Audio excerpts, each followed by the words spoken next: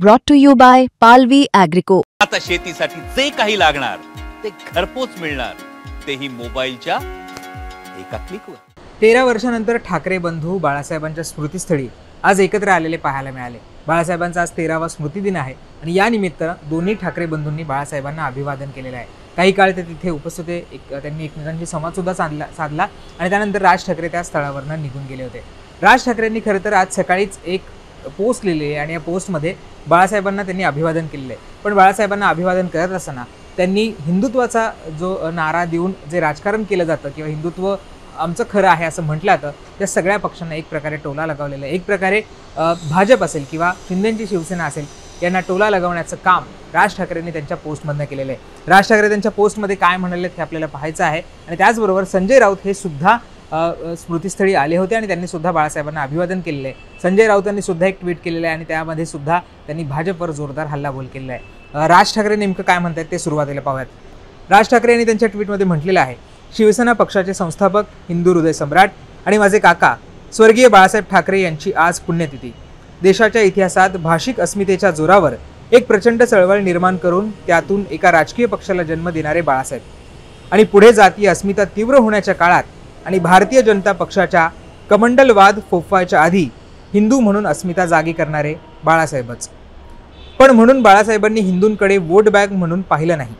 त्यांच्यासाठी हा विषय अस्मितेचा होता, धर्माप्रतीच्या प्रेमाचा होता आणि हे करताना बाळासाहेबांनी प्रबोधनकारांकडून आलेला तर्कवाद सोडला नाही।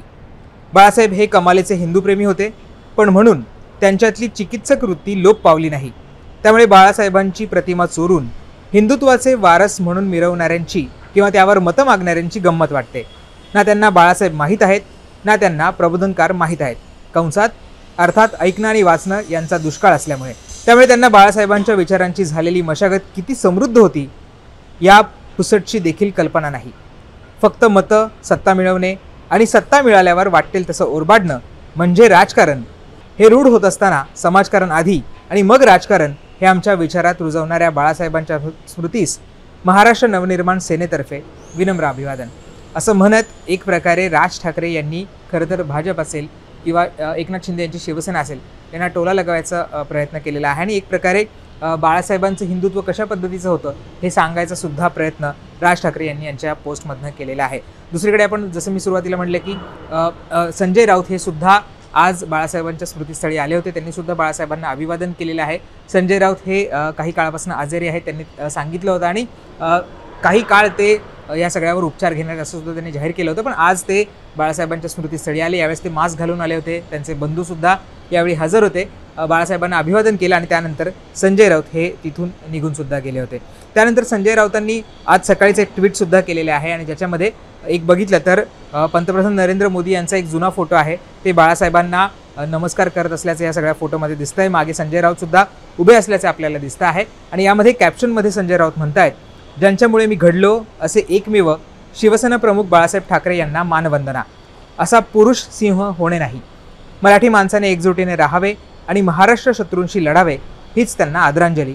साहेब जय महाराष्ट्र असं म्हणत संजय राऊतांनी तो फोटो खरं तर शेअर केलेला आहे। त्यामुळे आज बघतोय की BMCच्या निवडणुका आहेत आणि या निवडणुकीमध्ये ठाकरे बंधू एकत्र येतील असं म्हटलं जातं आहे आणि यानंतर आपण बघितलं की अनेकदा ठाकरे बंधू एकत्र आल्याचं आपल्याला पाहायला मिळालं। आज बाळासाहेबांना अभिवादन करण्यासाठी सुद्धा ठाकरे बंधू हे पुन्हा एकदा एकत्र आल्याचं आपल्याला पाहायला मिळालं।